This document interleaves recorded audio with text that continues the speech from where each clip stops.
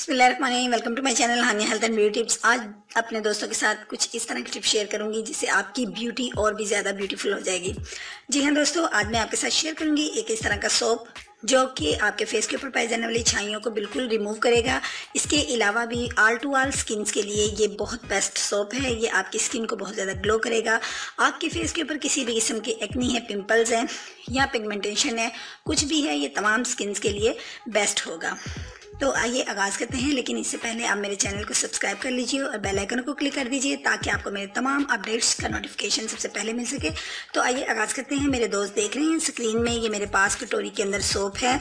जी हाँ दोस्तों, ये सोप जो आप देख रहे हैं, मैंने इसको कद्दूकश करके थोड़ी देर के लिए डिप किया है। उसके बाद इसकी कंसिस्टेंसी जो है वो इस तरह से हो जाती है, यानी ये बिल्कुल इसको आपने अच्छे से मेल्ट कर लेना है कुछ इस तरीके से।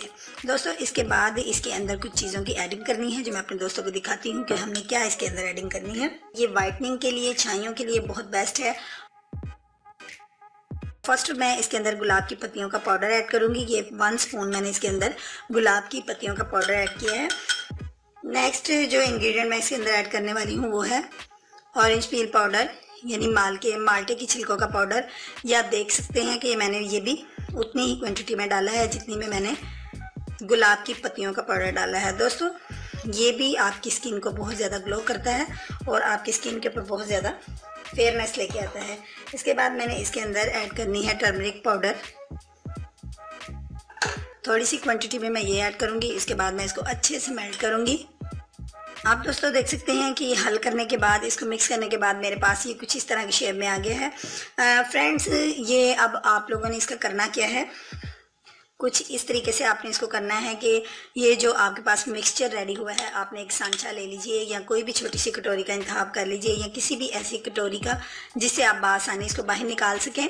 अब आपने इसको तमाम मिक्सचर को आपने उस सांचे के अंदर डाल लेना है और उसके बाद इसको आपने जमा लेना है। आप इसको सर्दी के मौसम में आप इसको वैसे भी रखेंगे तो ये ड्राई हो जाएगा, लेकिन बेस्ट ये है कि आप इसको फ्रीज़ कर लें तो ये जल्दी से आप दोबारा से इसको मतलब निकाल लीजिए सांचे में से।